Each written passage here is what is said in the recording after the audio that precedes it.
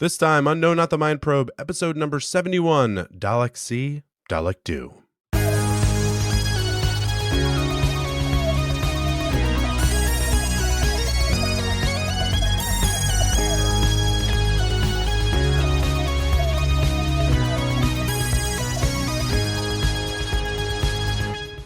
Welcome to No Not the Mind Probe. Woo, that's the first Dalek Dalek one? Yeah, I know. I was just like, I don't think I've done that.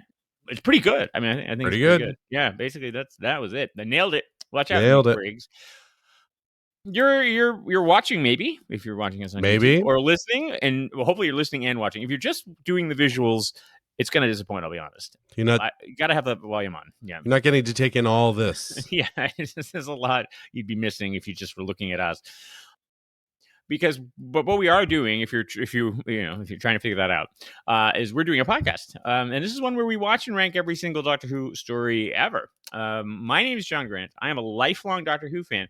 I've been watching it for according to the script, 38 years. That's a big change, people. Read what it says. The odometer has rolled over. That's right. And now it is 38 years, which really, for some reason, strikes just like, what are you doing with your life? Well, my name is Porter Mason, and you've been asking, and John, you have been asking me, Porter, to watch Doctor Who, the show, for 26 years, and a couple years ago. Too. Don't audit that if you want. There's emails once every year for 26 years. You just can count the constantly years. Demanding. They're written down on paper. You can hand count them if you want. You can do. And what's funny is that we've been doing this podcast for 2 years, so I don't know why I didn't stop asking you 2 years ago, because you are watching it. You should really stop. So you've said yes, but I continue to ask. By the way, I'm going to try not to laugh because I have a bad cough. So if I have a little, I just realized I started doing like a Beavis and Butthead because I'm trying to not laugh too hard because I've had a bad cold, John. Okay, well, I will try not to be funny or interesting or dynamic. So we will. That would be amazing. This will be just. I would love that. Just monotone this puppy into the ground. So each episode of the podcast, we look at 2 Doctor Who stories. We go through the new series in order, and then John acts as our sommelier and pairs that with one of the classic stories. John, what do we have this episode? Daleks. That we were talking Daleks. There are tons of them. More. I mean, honestly, we're talking about tons. Between both episodes, we got like $50,000 or something. Let me ask like you: that. Could I shake a stick at these Daleks? You might. They might be more than you can shake a stick at, though. I don't know. Okay, that's what I was wondering. Yeah, they might overwhelm you in your stick shaking. Okay, which sounds vaguely dirty. So we'll just we gotta put an E on the podcast. All right. Anyway, try not to picture any of that, folks. But try to picture instead Matt Smith, Karen Gillan, Arthur Darvill, our classic team. They're kicking off a new season, and they're joined by Jenna Coleman, and we have a little bit to talk about there. I think a little twist there in the big season opener, Asylum of the Daleks by Stephen Moffat, and we've paired that with So I saw a planet full of Daleks, and I racked my brain to try to find another Doctor Who episode that featured a planet full of Daleks. And what I came up with was Planet of the Daleks. Yeah. So not really great because it's not a planet full of Daleks. Yeah, it's just of them. And it's not even their planet. But it's the adventures on Spiridon, being of the third Doctor, and Joe Grant, and some Thals, who I think is maybe our first Thals that we've met. So we'll talk a little bit about that in the podcast coming up. All right. So Asylum of the Daleks, you mentioned, is the first. This is episode 2 of No Not the Mind Probe season 7, but this is episode 1 of series 7 of the NuWho. So we have Matt Smith, as you mentioned, Rory and Amy back again. Woo! And we'll talk about that. There's drama. Oh God. And then Clara Oswald is here, but we don't know that yet, right? Yeah, right. So I don't know her, right? All I know is I know this actress is a companion for from what it seems to me like a while. And by the way, you were surprised that I knew this when we were talking the other day, and I realized, John, the picture of you on the website is with this woman. Of course, I know that she's a companion. So anyway, but she's there. So I was interested to see her because I got hopeful thinking, oh, it might be Amy and Rory, who again I love. I just want their story to move on. Like I want them, but it is not so. Oh, it is story number 226. It aired the 1st of September 2012, and we will play a clip for it right about here. Yeah, it's coming in. Why do they hate you? So much. They hate you so much. Why? I've fought them many, many times. We have grown stronger in fear of you. I know. Tried to stop. Then run. What did you say? I've taken down the force field. The Daleks above have begun their attack. Run! Are you I am Oswin Oswald. I fought the Daleks and I am... human? Remember me. Thank you. Run!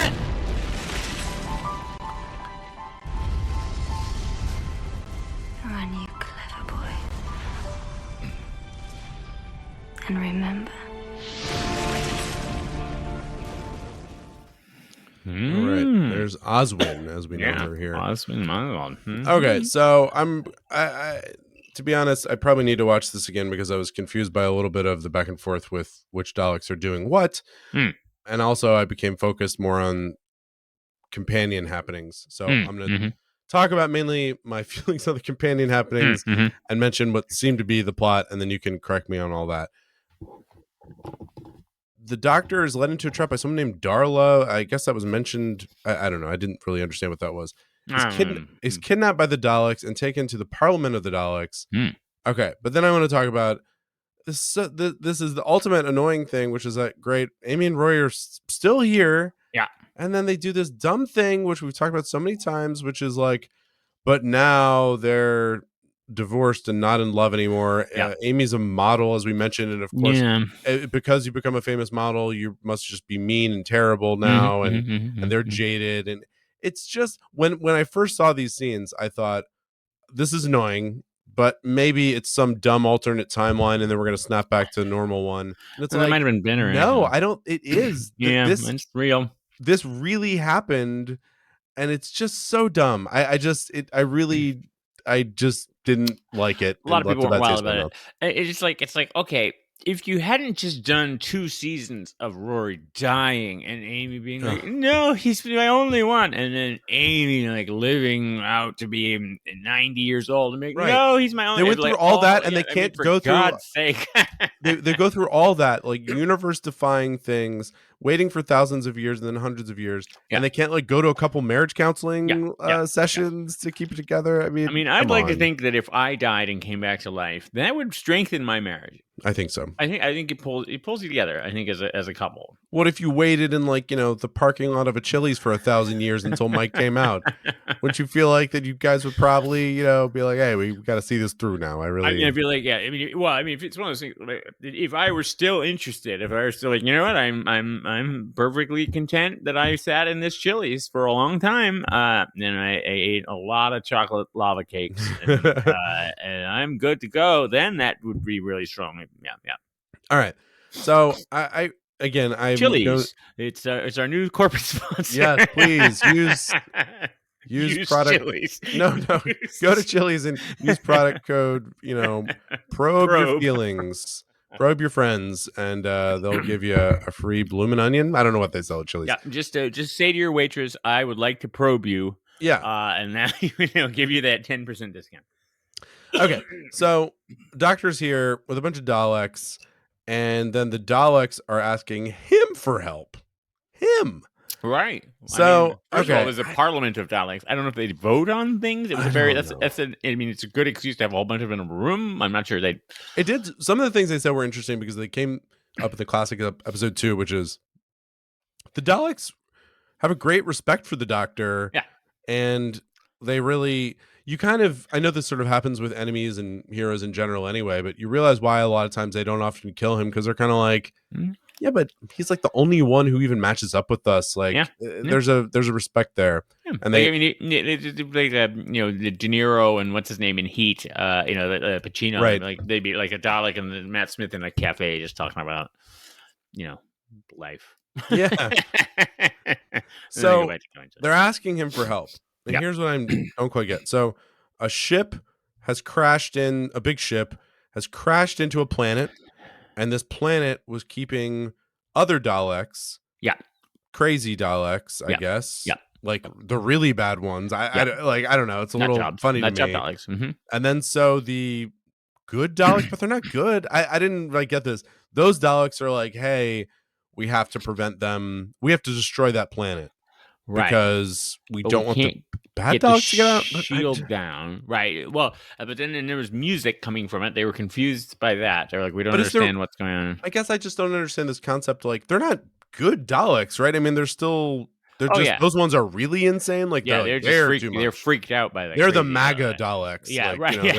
That's right. It'd be like if the Republicans came, not to politicize this podcast, but if the Republicans came and said, hey, there's a bunch of crazy QAnon people down here. Mitt Romney and the ghost of John McCain arrive, and Jeb Bush, and they're like, we would like to blow up. No, actually no, because they're not as bad as I think it'd be more like if Mitch McConnell and like Lindsey Graham came and saying, "Hey, help us get rid of these really crazy ones." Yeah, that's interesting. And you'd be like, all right.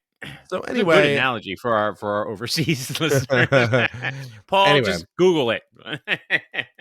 So that's what's going on. So it's like a little bit of a twist there. Down. Hey, the Daleks are asking the Doctor for help. Okay.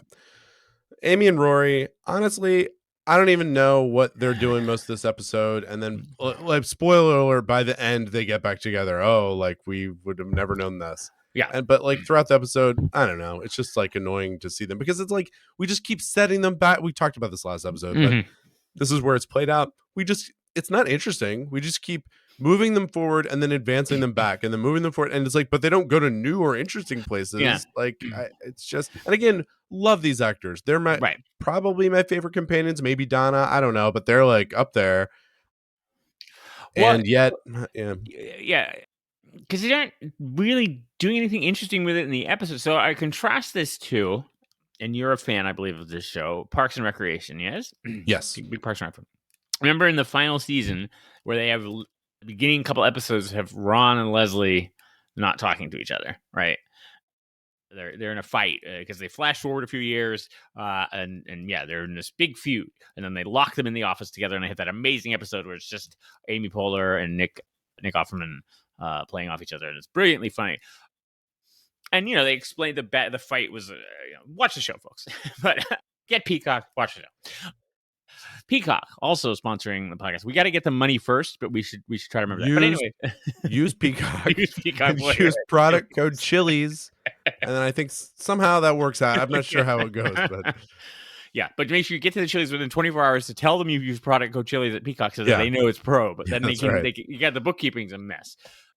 But anyway, that was interesting. They took two characters and it was like you knew they were going to get back together, but then they did something very interesting with them and very funny, and it actually made sense that they would fall out in this way or something like that. But contrast that to here, clearly wants to do something, I guess, kind of interesting and dynamic with the characters, but then fixes it within 50 minutes in an episode with thousands of Daleks and a lot of other stuff, including Jenna Coleman now appearing out of nowhere. Right. Okay. So, So while he's going in the ship trying to, whatever they're trying to do, they want to blow up the planet. There's something in the ship. They're trying to, the force field jam down. Right. Yeah. They got to, do some power rerouting. Basically Rogue One. Yeah.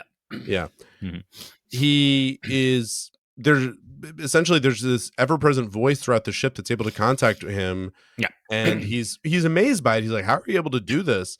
And she identifies herself as Oswin. That she was on the crew of this ship. She's basically saying, "I think she's the sole survivor," and she's saying, "I don't know if she gets into how she is still alive necessarily or evaded, but basically she does get into explaining like I'm super smart and I figured all this out." There's a lot of very good banter with the Doctor. She, again, I know she's a companion, But I thought she struck me right away as someone's like, oh, she's giving as good as she gets with the doctor, like immediately. Like she matches him intelligence wise, like right off the bat. Like she's sort of, I forget what it was specifically, but he's thinking one thing and he's like, nah, you're wrong. Actually, it works like this. Like she's sort of almost set up as smarter about some things than him. Anyway. So it's really an episode of them meeting each other. And then again, I just assumed, I was like, this is a weird episode for Rory and Amy to go out on. But I don't know, here's a new companion. So I guess this is happening. We get through the whole thing.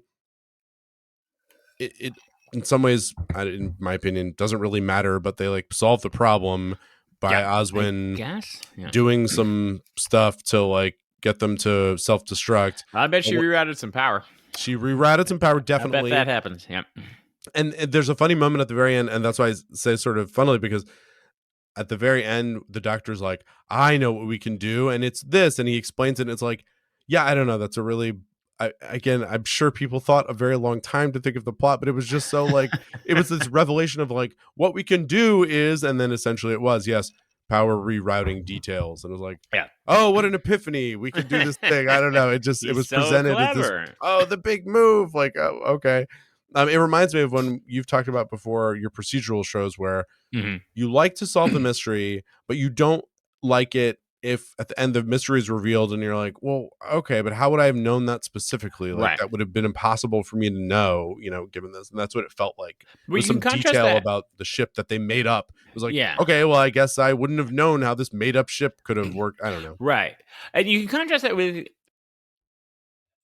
I think we've talked about this in the podcast before, but with like a show like ER, which has lengthy scenes of technical medical stuff.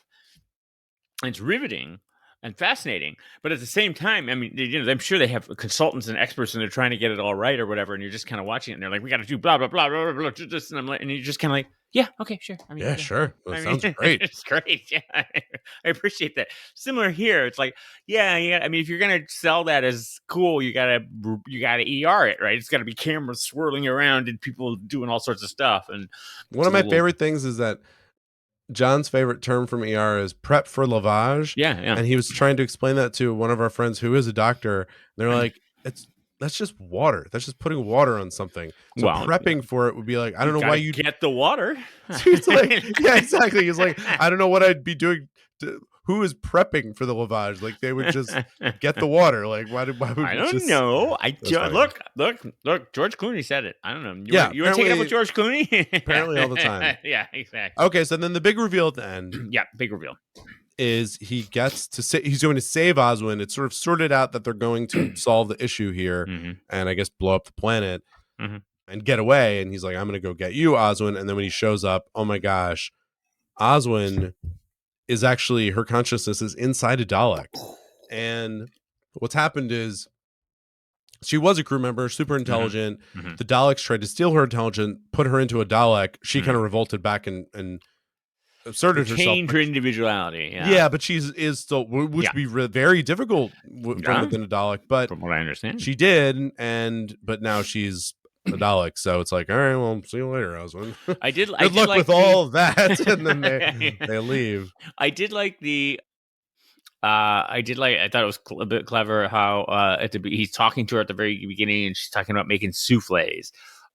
And then he's where do you get the milk? Where do you get the milk? And it seems like just a throwaway, like quip kind of line or whatever. And then that becomes like, oh, he realized right away something was weird here, right? Because she doesn't. I guess to explain that, she doesn't know she's that. She is. Her mind has concocted this whole. So what we see in the show, her in this little pod in this little area, is all it's all hallucination essentially. Like her mind's making this up. And so the milk thing actually does come into play, because it's like, right, but you actually couldn't get that. So if you think you have that, then you might be a little off here.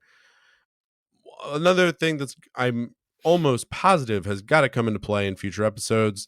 The thing that she does to help make things work is she infects essentially the entire Dalek consciousness to forget the doctor. And I'm sure that's got to come into play later. John, does it? You would certainly think it would. That's really funny. Throw that out there. That would be a major plot event that you would think would be mentioned at some point again. But it's not. It's so funny. It like seems so intentional because to solve this episode's plot, it's sort of like, okay, I guess so. But then they make this effort of like, they've truly forgotten you. They don't know you anymore. Like it seemed like it was setting up something.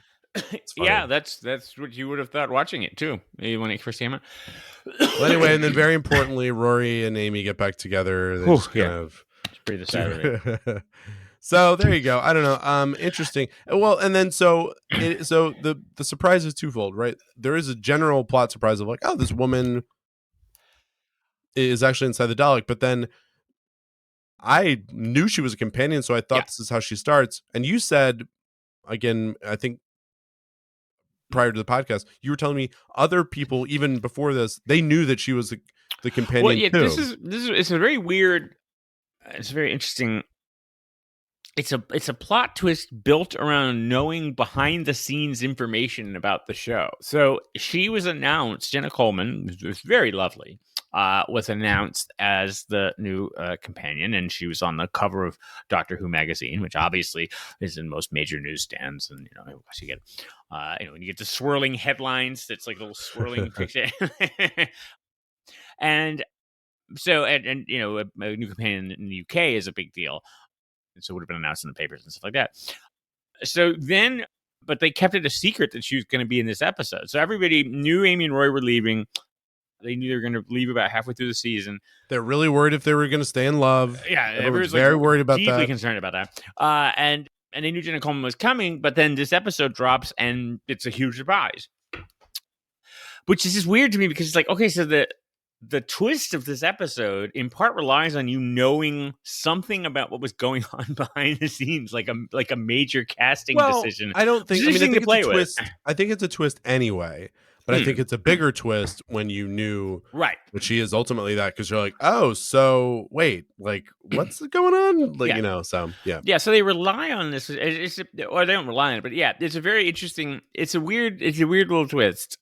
And then everybody was saying the same thing you were. They're like, well, wait, she's a Dalek, or is she?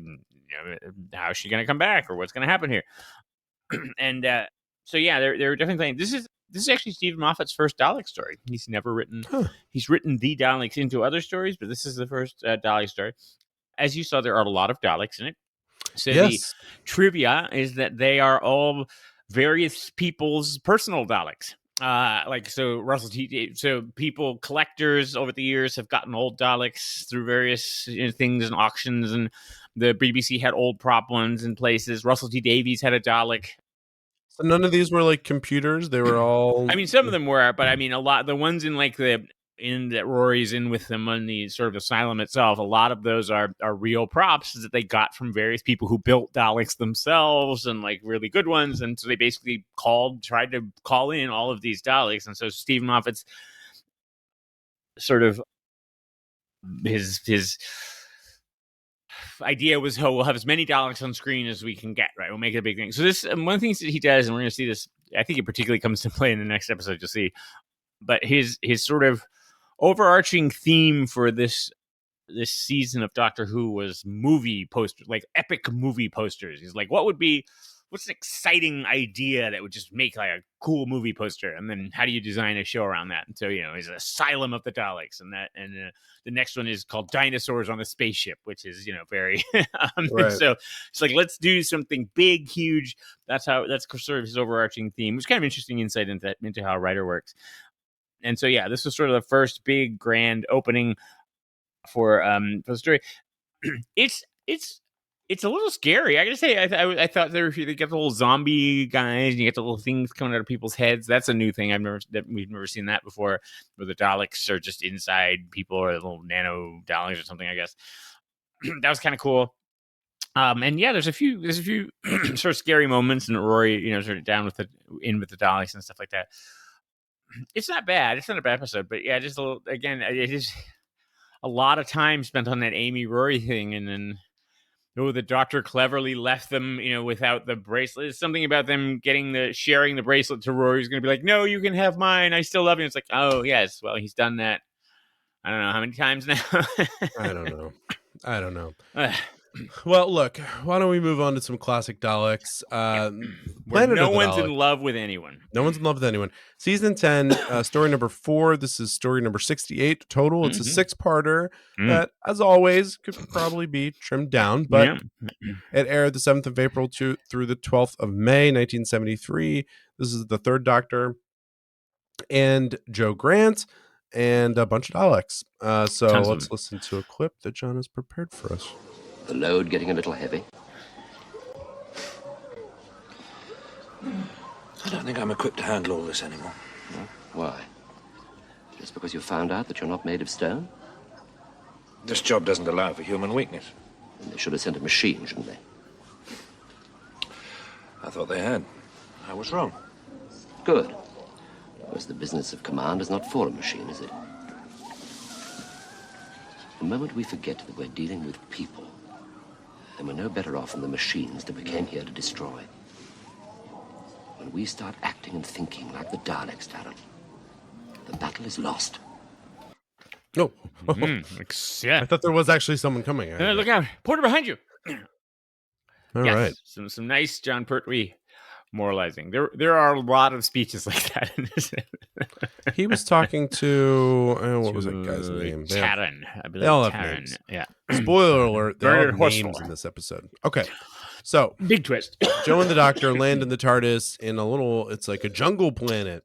And we get off and now, obviously, just to say, the beginning of this picks up from the very end of the last big story, which is there's a 6-parter that came before this that had a shock twist ending, and I won't tell you which story name, so you'll still be shocked and twisted. Shock twist ending where the Dalek showed up in the very last episode. And we're like, this is part of a bigger Dalek plan. And then they're like, That's how that's actually the direct quote. They're like, and then they, the end of this, them rushing off to chase the Daleks, and that's where we, and the Doctor has just been shot. That's why he's not feeling so well. Okay, that'll take the wind out of you. Yeah. So they arrive, right? He's not feeling good. She heads off first, right? She heads out the TARDIS, and she's in the jungle. She's hit by this plant spurting out juice. And then she meets some human fellows who all look the same, look like they're kind of from some sort of a Norwegian pop band. Yeah. They all have kind of like Beatles mop tops, but they're blonde. Mm-hmm. And they're very skeptical of one another, and they kind of won't say much about who they are. But they keep saying, like, well, we got to get away before they see you. They take her back to their ship, and she tells them, look, my friend is hurt.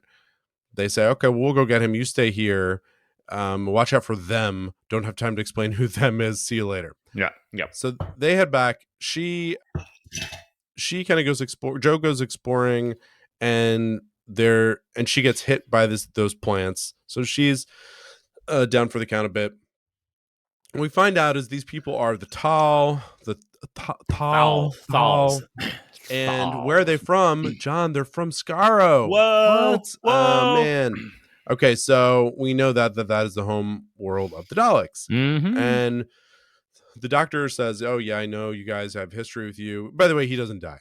No spoiler alert again. There are a lot of spoilers because this is an episode with plot in it, and so I mean. Yep. Generally speaking, folks, if you're listening or watching, the Doctor doesn't die. Like generally, not. Yeah. If you hear us say the Doctor's dead, don't go like, "Oh well," and then switch off the podcast. Right. You're like, "Well, I guess that's over." And maybe there's going to be more. There's a rerun of Men Behaving Badly. Let's watch that. I like how I that's how you switch off your podcast is you lean forward and you turn a little knob on your that's right. On your podcasting your wireless your podcasting right. wireless. So what's going on? So they're from Skaro. This is not Skaro. This is a planet called Spiridon. And what's going on here? Well, we got some plants that shoot out deadly poison. And we also have a race of the intelligent creatures here are these race of invisible people. They can move around invisibly. Why are they here? Well, why are the Thal here? Well, the Daleks came here because they want to learn this invisibility trick. Yeah. This parlor trick, and then when to take it back to, probably rule the universe and whatnot. Yeah. And so what the tell the doctor is like, look, it's not so bad. There's only about 12 or 13 of them here. They're just here on a reconnaissance mission, but we have to stay away. And it seems like the Tal are basically just refugees, right? They're just here. I don't think they're like, are they scouting out the Dalek or they're just trying to kill them? I forget that part. So they appeared in the original Dalek story, and we find out that there's Daleks and the Thals, and the Thals are sort of the peaceful people on the planet, and the Daleks are the evil robot-y people, and the Daleks try to kill the Thals, and the Thals are like, that's a bad idea, and they fight back with the Doctor's help, and that's prevents themselves from being killed. And so now the assumption is that they're still on Skaro, and they're kind of warring with each other, I guess. And so the Thals are trying to stop the Daleks. So they're still there. Yeah, apparently. Okay, interesting. I guess. Hardy people. Yeah. So then they explain, well, look, the Daleks are doing their standard thing. They're coming here. They're exterminating a bunch of the invisible folks and then trying to enslave the rest of them. That's their playbook. They're just running the standard Dalek, the four corners offense. They're just trying to run do the basic thing with what works, even though it appears to never work. And so, the doctor's like, all right, well, why don't we stop them? So they go about doing that. And meanwhile, they're separated from Joe. Joe meets what is this race? The invisible people? Are they the Spiridonians? I think they're just the Spiridonians, yeah. Yeah, Spiridonians. And she befriends a Spiridonian and is like, hey, they're all right. Yeah. Anyway. A very inexpensive costume because he's invisible, so it's just like a floating bowl. Well, I was even thinking, and then they put some spurs over them. Yeah, and they put the Daleks, when they enslave them, put a big burlap sack over them with fur on it, so they can see where they are. But I was thinking this is brilliant too, because it's like, oh, the Daleks want to learn invisibility, and then the reveal that happens later is like, actually, they've learned it and they've all come. There's 10,000 of them. It's like brilliant, because you can't see any of them, but then they actually do show. They're in the mount. Yeah. Okay, so what's the plan? Well, this Spiridon has reserves underneath it of what's called what do they call the ice thing? It's the ice volcano. The ice volcano, and so they explain that this is an allotrope of ice. Well, let's just stop right here on No Not the Mind Probe for Chemistry Corner and explain that this is impossible for a number of reasons. First of all, an allotrope is a physical formation or chemical formation of an element. So, for example, carbon can exist as graphite or diamond or buckyballs and things like that. Same element, carbon, but different chemical and physical formations. Water is a compound. It is not an element. So it cannot be an allotrope. You cannot have an allotrope of a compound, of a molecule. An allotrope is of a singular chemical. But also, then let's just step back here. Yeah, there is a thing that happens when you have an ice that's like lava. It's called water. It's just called cold water. So it's really funny. Like, oh, it's water lava. It's ice lava. It's like, oh, you mean water. You mean cold water. Like ice lava. Because it shows no property of ice. When they show this watery goo that gets released and traps some of the Daleks later, of course they turn it back on them. It's like, yeah, this is cool. It's not ice in any way. It's just maybe very slushy cold water. Like, I don't know. Well, it looks sort of gooey and stuff, and they're like, it's molten ice. Ooh. Then at one point they're like, and it's so freezing, but they're crawling through it in their bare hands. Anyway, like, it's so cold in our hands in the molten ice, and so of course, as folks will know, Porter knows this because he's a cartoonist. Whereas, of course, I don't understand science. So in my little brain was like, all right, so molten ice just must be the exact opposite of molten lava. So it's just the negative cold, and it's going to be very cold. I mean, I guess that's. I think, you know what? That's why you're a fan of this show. That's exactly what they want you to go with. It was like, it made no sense to me.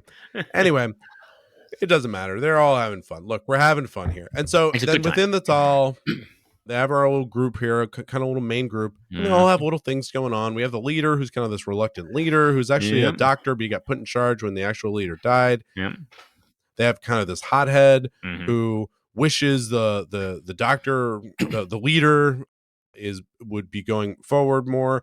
Then we have the Doctor's kind of main squeeze, a woman who comes into the party later. He's like, why did you come here? I need to be able to like risk everything for this. Now I'm going to be holding back because you're here. So they had a bunch of interpersonal relationships into this group. And then there's another guy that the Doctor kind of takes under his wing. Yeah. He's kind of like a science officer. Koval, I think. Yeah. Yeah. So anyway, it truly isn't important, but they end up solving the day. The day is won. And then when we have fun along the way, and we do have some nice scenes of, they do show a bunch of small little like toy Daleks when they're showing, the whole army's here, and they show them, and then they do show the molten ice going through them and freezing them all, and they trap them inside. They don't kill them. Okay, so the molten ice goes through, but he says like, this will trap them behind like miles and miles of rock. Like it'll, I mean, he knows they're going to get out. He's like, this will take a while. Yeah, exactly. They're trapped in there for a while. So we can all go and get a coffee and get some pie. Yeah, exactly. We'll go get a pie. And then is the very end. So then they're like, thank you, Doctor, you helped us. We're gonna go back to Skaro. And he's like, hey, let me just tell you something. When you go back, don't make this sound like this is so great. All right, you had a victory, great, but war is bad. And then it dawns on me, given what you're telling me of the history of the people, it's like, yeah, aren't they constantly at war on Skaro? Don't they kind of know the deal about war? But anyway. Also, as we'll see, the irony of this is that, as we'll see in the episode they reference several times, the very first Dalek episode, the Thals were pacifists. And they were like, we're not going to fight the Daleks. We're not going to fight the Daleks. The Doctor meets the Daleks, figures out that they're bad news, and escapes from the Daleks. And is with the Thals. And he's like, guys, we gotta attack them. Guys, you gotta get those Daleks. They're gonna come out and kill you. And they're like, we're not gonna do it. We're pacifists. No, thank you. And he's like, okay, sorry. And then he's like, I'm gonna leave now. And then he realizes that the Daleks have something he wants, that he needs to get the TARDIS to work. And then so he and Ian have to be like, no, you have to attack the Daleks. So he turns them into war to get them. So it's a little ironic. So that all happens in the first Dalek. Did I say in the first Dalek? Not yet. We'll get to it. Okay. But yes, this is by Terry Nation, who wrote the first one. And it's basically a remake of the first one. It's kind of funny. Like, I mean, not entirely, but like certainly this is, I think, the first we've seen the Thals in a very long time, if not since that first story. They, there's a thing with the Daleks. They've got a city. There's a sort of, we split into two groups, and they're trying to, get it. There's a lot of elements from sort of the first story that are repeated in here. You get this very I was trying to look for it's like very Perils of Pauline, right? I mean, like there's just sort of lots of incident on incident, right? I mean, like it's like now we're in the Plain of Stones, and the animals are coming to get us. And I love the animals that were cardboard cutouts and just light bulbs for eyes. And they like, oh no! And then the lights would go up, but you could still see them. And yeah. And then they're like, oh, now we're in the ice volcano. And oh, no, now there's a bomb. And oh, no, now there's like, it's just sort of piling incident on incident. You have lots of Daleks, including the Dalek Supreme, or from the Supreme Council, the big gold one. And he's actually one they got from the movie. So remember, we saw the Daleks Dalek Invasion of Earth 2050 AD. That movie, they I think Terry Nation had one of those Daleks, and they borrowed it so that they could use it for this. So that's an appearance of a movie Dalek. The thing, I can't tell if this damns the episode or not. But the thing that I always found it took me years to figure out. So I've talked a little bit about how some episodes are missing and things like that, and that some of the Third Doctor episodes, the color episodes, were missing, but black and white ones existed, and that they're sort of incomplete.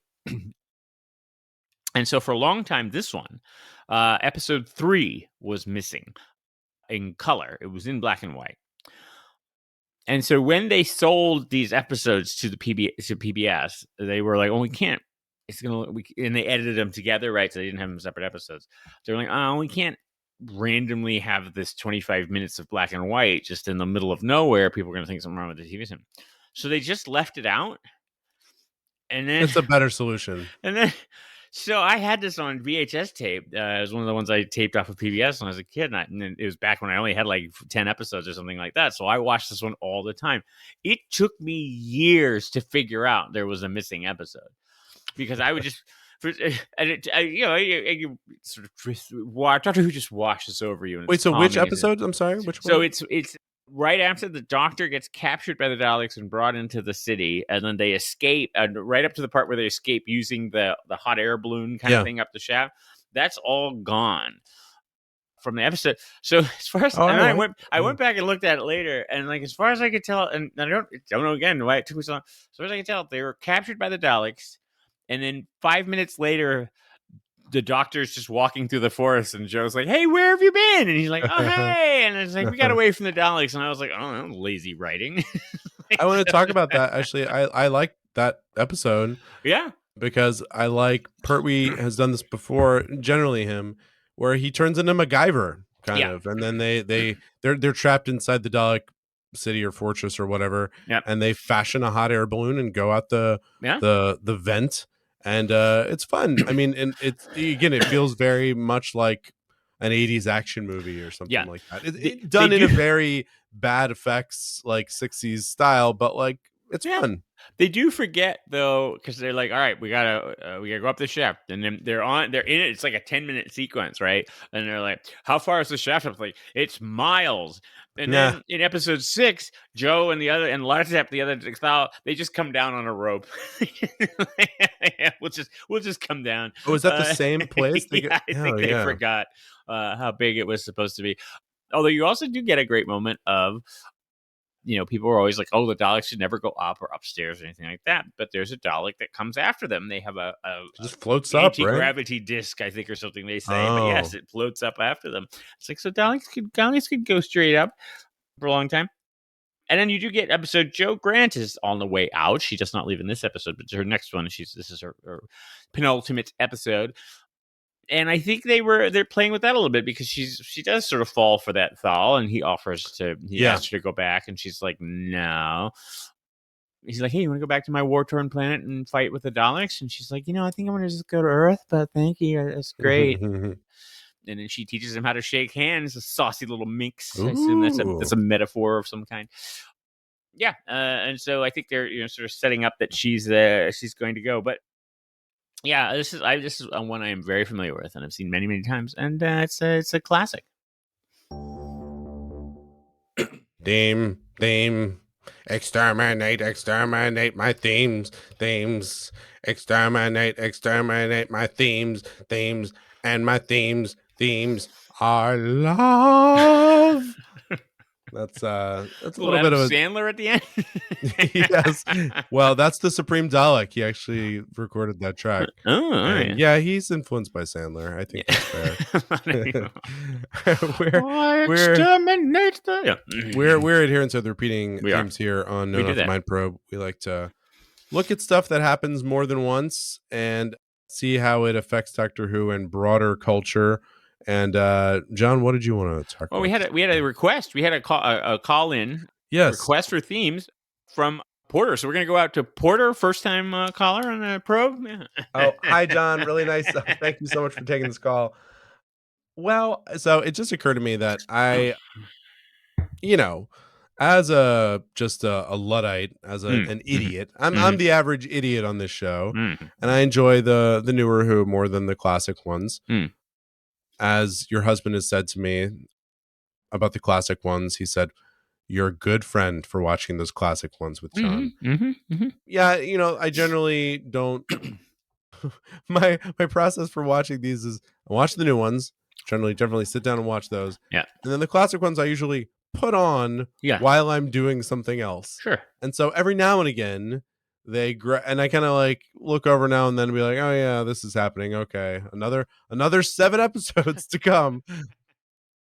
But some of them grab me, and so I'm trying to think about like what is the formula that I tend to like about the classic episodes, because I like this one. It grabbed me, and I do generally like the Pertwee ones. But I think here's what I need. I definitely need to like the Doctor. So if it is one of the Doctors that I'm like not a huge fan of, that's hard. It's surmountable, but it is hard. I need to like. Yeah. and then I need to like the doctor companion relationship to some extent. Then I think what you need is you need a good bad guy, a bad guy that's kind of interesting, and then you need, like, in addition to the doctor and the companion, you need some new cast of characters who we meet, and it's usually got to be a group. I tend to not like the ones where there's just like one person. You need to, like, a little group of a band of misfits that we meet, and they all have things going on. Yeah. And then, and this isn't always the case either. To me, it's less about the writing and more like they have to be clearly defined characters who kind of want different things, and they have to be good actors, which they often are. Like a lot of these Who episodes, we have the good actors. Then, other than that, I need fun little things like the MacGyver thing in this one, some little, like, clever they get out of a jam thing, and then finally I need ridiculous like costumes or sets or something like that. This one didn't have that as much. I mean, it had the jungle set and it was fine, and then it had the Daleks. They're kind of ridiculous on their own. I mean, it has wonderful, and I love Doctor Who jungle sets in particular because the plants. I forgot the plants. Yeah, there's a lot of cool plants and all that sort of stuff, and they move around and they do all sorts of cool stuff.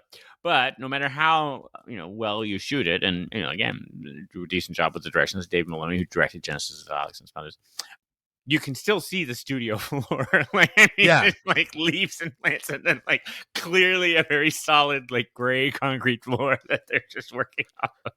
Which is great. No, and so that that part of it is charming. But I guess that's when I thought about all that, it's really like I rarely really get it for the older ones rather. I rarely really get into the plot of them, of like, oh, what a brilliant plot. Like, you afterwards will explain it to me. I'm like, oh, I guess that's interesting. But most of the time it feels either too heavy-handed and allegorical, if it is something like that, or too needlessly complicated, or just extremely simple. And the episode doesn't hinge on that for me. It's more about like, did I like the new group of people they brought in? Are they played by good actors? And are their kind of wants within this little group kind of fun to watch and see what happens with them? And so, like, it's just interesting because, like, we would often, I remember at the beginning of the podcast, you'd be like, well, this is a pretty straightforward plot, or this, that, or another thing. I'm like, I guess that never makes or breaks the episode for me, whether it's like really interesting plot. Just because to me, the classic plots rarely are this thing of like, oh my gosh, this happened. It's like, I don't know. It's either, again, an unknowable thing or, something slightly clever. There are a few exceptions. I did like the Robots of Death and stuff like that. I thought that was like an interesting sci-fi plot, but like, I don't think that's what sells me on the episode. So it's like interesting. It's much more of the trappings of like, I have to just like the actors and their relationship, the doctor and the companion, and then the doctor and their little group of people. And then the enemy just needs to be fun. I just need the enemy to be fun and like, silly looking. That's all I need out of them. They don't have to be like such great actors or whatever. Well, what's interesting is that you don't. I mean, here's the thing. They're working, especially a show like this where they're just seat of their pants. There's no money. They're desperately just trying. Terrence Dix who was the script editor during this era of John Pertwee, used to say, he's like, look, my only goal was to make sure that they didn't have to show a test pattern at 5:30 because we hadn't finished the episode. Like he said, I didn't care about anything else except, please, we have to have something ready to go. And I mean, they were literally editing these like the night before they were going out sometimes. So I think that, I think that's the thing at the classic, which is, look, we just have to put together 25 minutes here. Right. Versus, I mean, we watch these wrong in many ways, right? We watch them all at once. Yeah. And it's and like, it does no. become too much then. It's like, no, all they were doing is like, let's 25 minutes of entertainment. And Terrence is a brilliant writer, even talked about sort of, he's talking about how they map out some of these stories. And he said, a lot of the times I got to fill, we got 6 episodes or 4 episodes or whatever. We have an outline of a plot, but we got to fill the plot. And so he's like, so there are going to be a lot of cases where, if you just imagine the plot as a line going forward, and then it's like, oh, we need 10 minutes here. He's like, okay, so you build a loop out around, and then you come back to the exact same point, and then And you that's keep going why- forward again. He's like, so but- just nothing's right. really advanced, but it was 10 minutes entertainingly spent. So when that's done well, and Yeah. often the way that's done well for me is it's a side story with one of the little characters. Yeah. So, but if I don't care about them, if I'm like, or if the actors are bad, I mean, you know, again, maybe it's more like the actors and the writing are bad. If that's because I'm sure some of the actors are fine in some cases, and the writing's bad, or the other way around. But like, if I look at the ones that like we've ranked really highly, like Inferno, there's all sorts of little plots in between for the Yeah. people who work Well drawn characters. Yeah. at the power plant or whatever it was. Yeah. City of Death, similarly.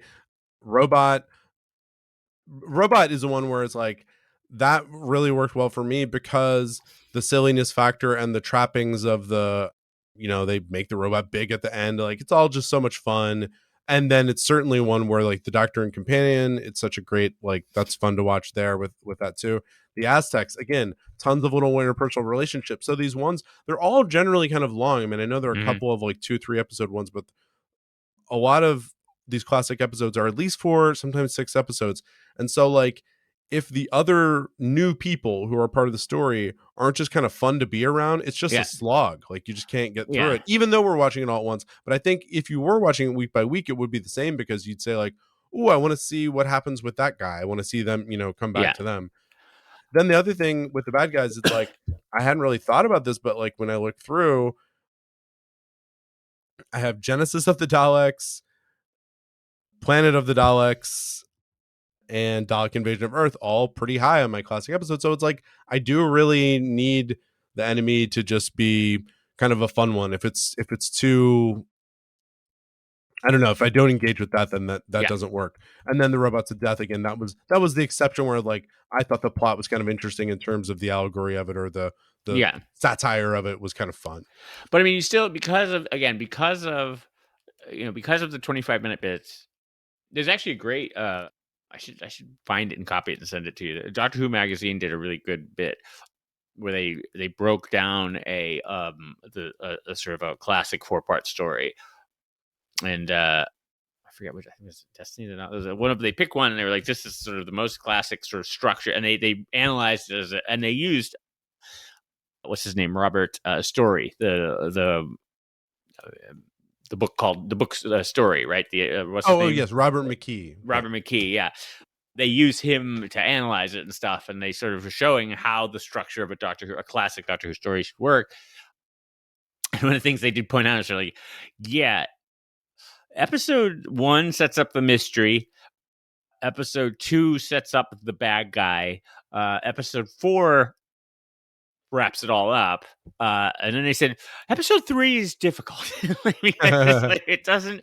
It's and they said on a long, like a 6-parter, episode 3 is 4 or 5 episodes, right? Because it's all of that middle stuff, and they said that's really hard to do. That's the tough part to do. But they're like, yeah, it's a serial, so it's technically supposed to, people are supposed to be able to miss a week and pick up on it. So my not seeing episode 3 and being able to continue to follow the plot is a great example of that, right? It's like, okay, yeah, I missed the entire thing, but I could still sort of follow it. So it also means like, yeah, it's not going to necessarily, like, the outcome of the story is rarely going to hinge on like, if you remember this one detail from episode 1, and you're going to be like, oh, that's so clever how it, because no question, like, we didn't know if you saw episode 1 or not. We forgot what was on episode 1. So it's a very interesting different structure. There's actually a classic one we'll get to in like about 40 episodes. The Daleks Master Plan, which is also Terry Nation, who wrote Planet of the Daleks, but him and Dennis Spooner wrote it. It's 12 episodes. We split it in 2 parts, don't worry. But they wrote it, which this must have been kind of fun. They had a general plot line in mind, but they alternated episodes, and so they amused themselves by writing cliffhangers and then sending it to the other person, like, hey, get out of that one.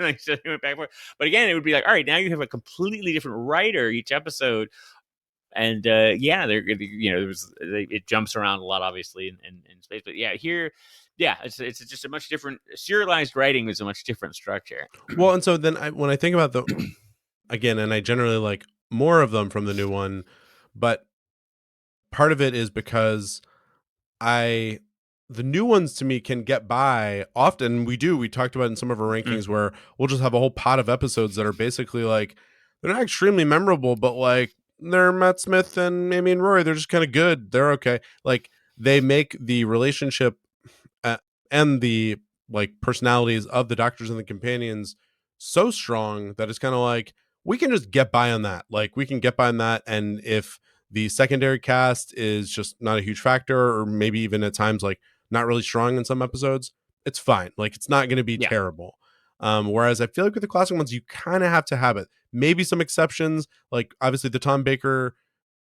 I'd say Tom Baker and Sarah Jane would be the era where it's like they were so strong that they could kind of get by. Yeah.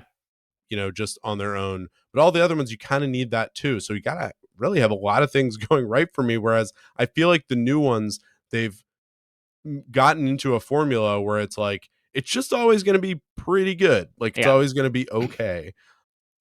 So it's they've which is good for them. They've basically found a good formula to make the TV show consistently good. What is interesting too is that, I mean, my Doctor Who group, we were talking about this. I forget what we were watching, but we were watching one of the old ones and sort of comparing it to the new. And what is interesting is how quickly, and they actually, in Silence of the Library, they actually play with this idea, but it's how TV storytelling has changed, right?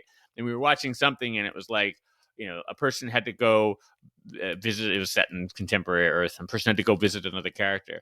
And so like they show like, they drive to the place and they pull in the driveway and they cut and they show the person getting out of the car and closing the door, and then he goes up and knocks on the door and then the door opens.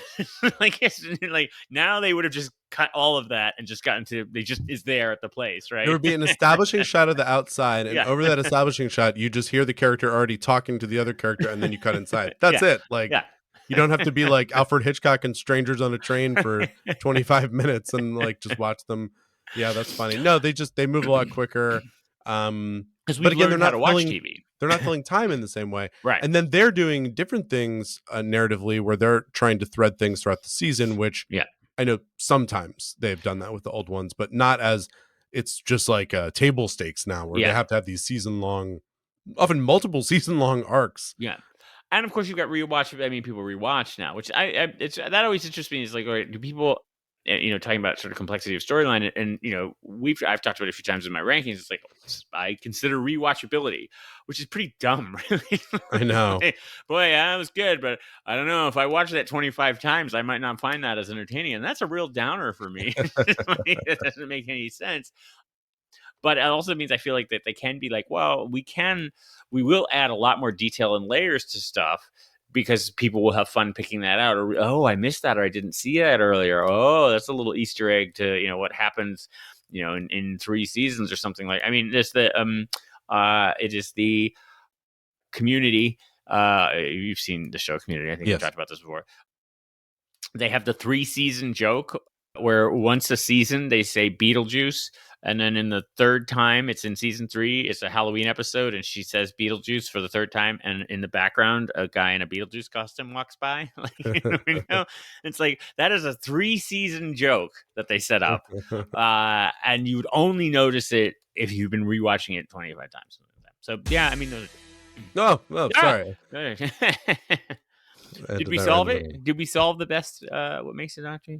Yeah, I think it's for the classic ones. It's I need a good ensemble cast for the episode. That's what makes it work. Well, in that case, prove it with your ranking now, sir. I will. Yes. Rank it. So look, there are 300. Yeah, and that's not changing for a while. That's crazy because we were at 299 for like a year, and then we're just going to be at 300 for a year. I mean, it's good for me because I can actually catch up. Yeah. Slowly, though. Yeah, right. We've ranked 140 of them. We're going to rank 2 more. I will go first. Yes. Yeah, so Asylum of the Daleks just kind of annoyed me. And I mean, it's still, as I just said, it's still Matt Smith. Yeah. It's not going to be but so low, but it's probably one of my lowest of them. I kept going down the list, and I said, I got to rank it. I got to rank Ark in Space in front of it. Because I ranked that one weirdly low. Yeah. Excuse me. That is choke on your lies. No, where I get to that point and I'm like, I can't rank this, but so it's very similar to what I ranked last week. I ranked it just below Ark in Space and just above Colony in Space. But yeah, I don't know. I mean, again, I enjoyed meeting Oswin as we know her now. Mm-hmm. But then the twist was sort of, but then even that became disappointing because it was like, oh, so I guess we still didn't really meet her yet. Right. It teases you with a new companion and it's like, nah. Yeah. Go back to these old ones. And then the Daleks were like, okay, again, I'm not putting it at the bottom, but I'm putting it very much middle of the pack. Mm-hmm. And then for Planet of the Daleks, I definitely, after watching it, was like, I definitely want to rank this among my highest classic episodes. All right. But as I was looking through, I was like, well, but it's not quite going to be in the top because, again, what I have highest, I have Robot as actually my number 2. Yeah. Good and choice. then I Excellent have choice. Dalek Invasion of Earth pretty high. Yeah, good one. Which was, as I refer to it, the Children of Men of the Doctor Who universe. Yep. And then Inferno I have pretty high. I was like, I'm not ranking it above any of those because this one to me was more of along the lines of Robot. They're like, this is a fun one. Yep. It does have some kind of stinker moments. We didn't talk about this, but there's a couple. We had talked about this last episode where there's some really kind of like anti-feminist moments. Every time with Joe and the Doctors, there's always a couple moments where he's like, Joe, you woman, just shut up. And it's like, oh, God. So a couple just like moments. Pertwee sexism is a classic. So it kept going down. I ended up at around 23. So I think it's in the top 5 or 6 of my classic episodes. All right. I have it just below. And then because I was ranking it, I mean, there were also just new episodes where it's like, well, I'd still rather watch The Girl Who Waited than this. Like, I really like that episode. So, but I have it just below The Girl Who Waited, just above Human Nature, Family of Blood. Yeah, I think that's so a good among spot. very good company and definitely one of my favorite classics. We're in agreement here. Pretty close, I gotta say. So yeah, I did it right. Yeah, I did it right. You got it. Pretty close. Yeah. So since you started with it, I will. Planet of the Daleks gets a high mark for me. Also, it's squarely in that comfort food one again. Partially because I did watch it over and over and again because I only had so many ones on tape. When I moved to Virginia, I could definitely see rewatching it. Yeah, when I moved to Virginia, I only had like 3 VHS tapes that had like 4 episodes each on them. So there was a certain set that I have watched a lot, and this is one of them. But it is good. It reminds me of, especially when you're a kid, you love the Daleks. And this is chock full of them. There's a lot of Daleks in this one. I mean, that scene, we mentioned it with a bunch of the little miniatures there. Yeah, it's fun. Cool. It's really... Yeah, they're trying. And even actually, amazingly, especially after Day of the Daleks, which came before this, where they clearly only had 3 Daleks. This one, they clearly have more Dalek casings and they're moving them around, or they make it look like it. And the Daleks are interesting and exciting, and they're conniving and doing fun stuff. So yeah, I put this at number 34, right behind the Ark in Space for me, which is I think again fits in that sort of comfort Saturday afternoon Doctor Who section for me. Asylum was just interesting because as you're talking, and I wasn't paying attention because I was thinking my own thing. I think it's interesting that. And I'm trying to think. So rewatching these in order, because I don't think I've watched the NuWho, quote unquote NuWho, in order since it first came out. They would come out on DVD, and I'd maybe rewatch the season, but like watching it from beginning to end like this. And I love the Matt Smith era. I love Matt Smith. I think Matt Smith is great. I definitely have high marks for the era. But yeah, watching it in order, it's starting to grind. It's just like, okay. Yeah. I don't know why. And I'm like, wow. I mean, it didn't do this. I mean, partially, yes. Again, there would have been 6 months or something, or 8 months or whatever between Asylum of the Daleks and But I do feel like if I had waited 6 months for this, I would have been happy that there was a new Doctor Who. But then I also would have been like, okay, yeah, it's interesting. Exciting. I mean, partly too, we also have, this is the beginning of the build up to the 50th anniversary, right? So the end of this season leads into the 50th anniversary stuff. So there's a little bit of excitement, I think, over that maybe as well. But yeah, it's a fine episode. It's got a lot of Daleks in it, which is always fun. It's got a good mess of it. The Amy and Rory thing is forgettable. I like seeing Oswin. It does make you excited for it because we should say Jenna Coleman is excellent in it. She's great. Yep. So it's like, oh, okay, yeah, she's going to be exciting, and oh, she's dead. She's going to be exciting in it at some point. So that was good too. So yeah, I've got it at number 70. So right below Planet of the Dead, Rise of the Cybermen, right around the Next Doctor. Interesting, and actually near Smith and Jones.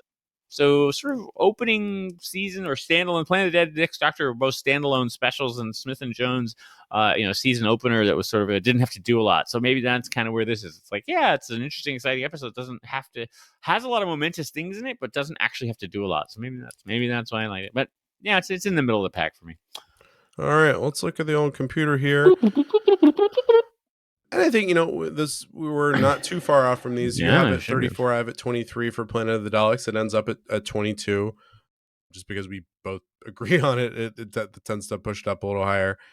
And then Asylum ends up right smack in the middle of the pack at 77. It's right below Aliens of London World War III, which we also actually agreed on, and The End of the World, which we also pretty much agreed on. So we have a pretty good list there. I mean, it is interesting to see, like, let me just see. I'm going to say, what are our top classics? I'm going to remove the NuWho from this list and see what we get here. Because I think it'll be interesting to see Inferno, City of Death, Robot, Aztecs, Genesis of the Daleks, Robots of Death. We like death, apparently. That's one thing. Love it. So this clocks in as our top 10 classic episodes. Yeah. Adventure Time and Space, not really classic. I know, yeah. I did really like that. Yeah, it was good. Dalek Invasion, Power the Daleks. We have a lot of Daleks. It's really funny to me. But that's funny because when we do the Dalek episodes, you're like, ugh, another Dalek. Well, I am sort of, I can't quite put my finger on it. I am sort of mystified that they're so popular, and then at the same time, clearly, I watch them and I'm like, yeah, I kind of get it. But they're really bizarre. Boy, you'd never plan to think that they would be the big runaway hit, memorable thing. But then we've gone through and ranked, 70 of these classic episodes, and in the top 10 are like $5 Dalek episodes. They are they're Doctor Who's biggest success. I mean, they're inseparable from the show, at least certainly in the classic series. And I'm imagining even now they're worth a few points bump in the ratings. I mean, the Daleks come on, people tune in. I will say I'll bring it to one of the future recordings. There's every once in a while Doctor Who magazine does a survey to rank all the episodes ever, and it'd be interesting to compare it. But that list is pretty close to what are generally considered the classics, like the top. So I mean, there's nothing. It's not like, yes, if Meglos was number one, that would be we'd be an interesting sort of.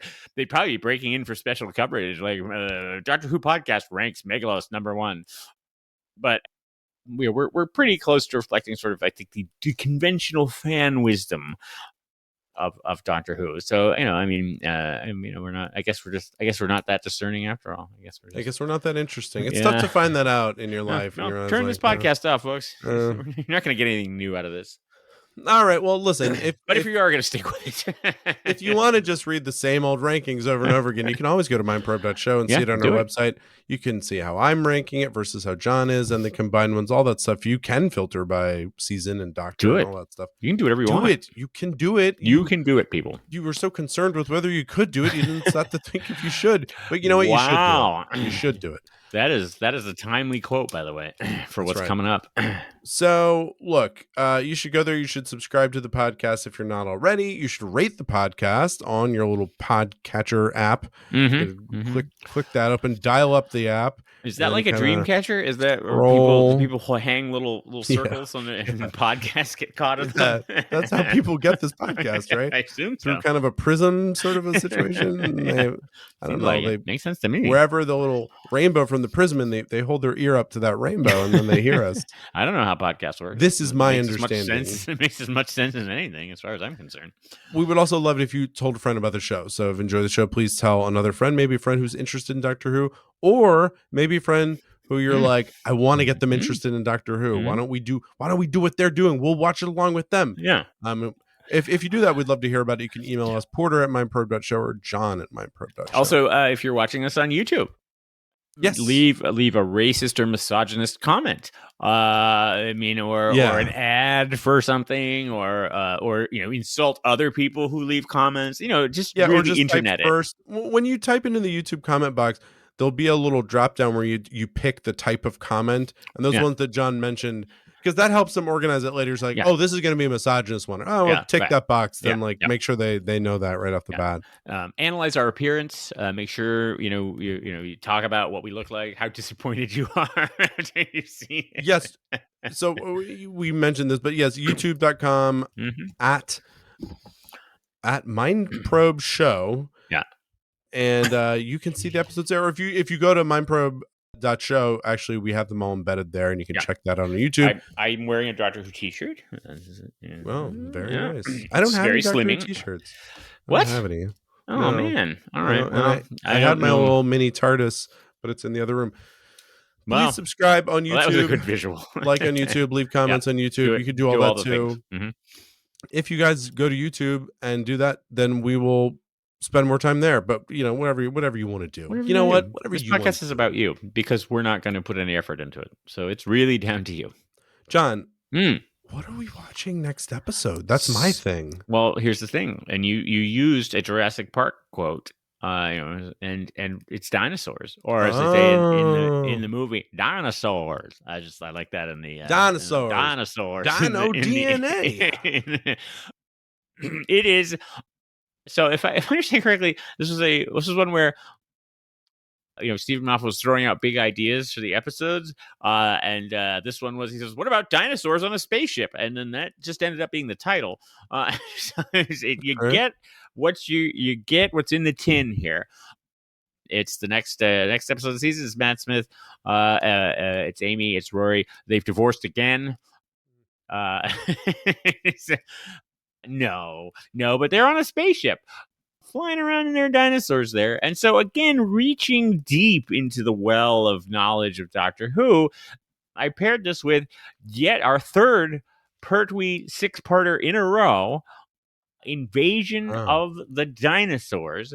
And this is I think a theme we're gonna have to cover here is special effects, because I'm just gonna, spoiler alert, Porter, the dinosaurs from the 1973 episode, they look great. They look amazing. They are not as good as the dinosaurs from the 2011 or 12 episode. It's barely there, but you'll notice some rendering issues in the second one. But it is so Invasion of the Dinosaurs. All right. Well, you know what? We will look forward to that, and we will see all of you guys next week on No Not the Mind Probe. Yeah. John, I did my best to withhold my coughing. And now you're just going to let them all out now. Yeah, they're just going to come out. Yeah. Can't shake this cold. Yeah. Shake it. Well, hey, people are going to listen to this. They're going to be listening to this around their Christmas dinners, I guess, right? Or something, right? This is coming out. Yeah. Yes, Merry Christmas to those who celebrate. To those who celebrate, and to those who don't, get with the program. No, just kidding. Celebrate whatever you like. Check out No Not the Mind Probe and check out Christmas. Check it out. It's popular. Mindprobe.show.